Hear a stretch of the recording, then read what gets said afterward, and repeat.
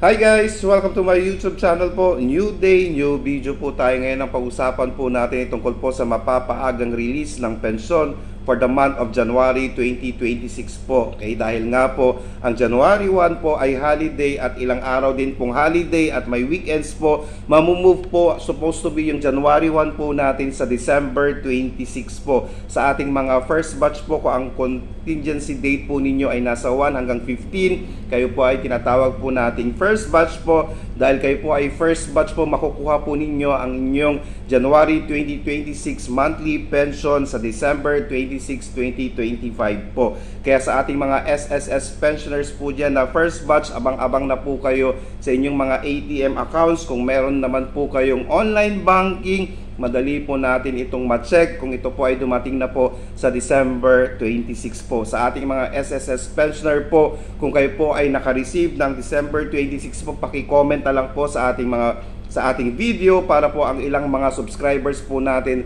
ma-check din po nila ang kanilang account kung wala po silang online banking. Okay, ngayon po may marami pong mga SSS pensioners po natin at mga subscribers po natin nagtatanong po kung ano po yung ACOP po or Annual Confirmation of Pensioner po. Importante po ito na tayo po ay makapag-comply dahil once na hindi po tayo nakapag-comply, expect po ninyo masususpend po ang inyong monthly pension po.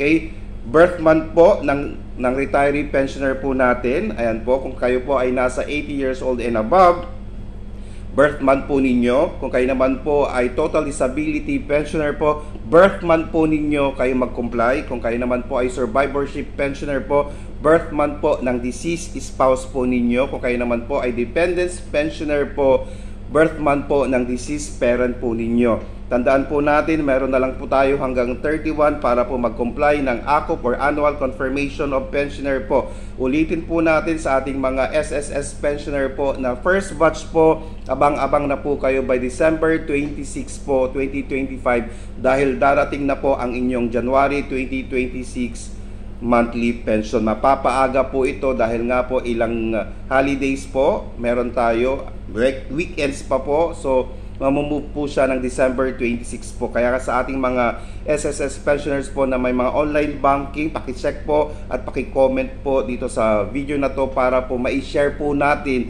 sa ating mga SSS pensioner po ang information po. Sana po nakatulong po ako. Please do not forget to subscribe, like, and share para po lagi po kayong updated sa ating mga videos. Maraming salamat po and stay safe.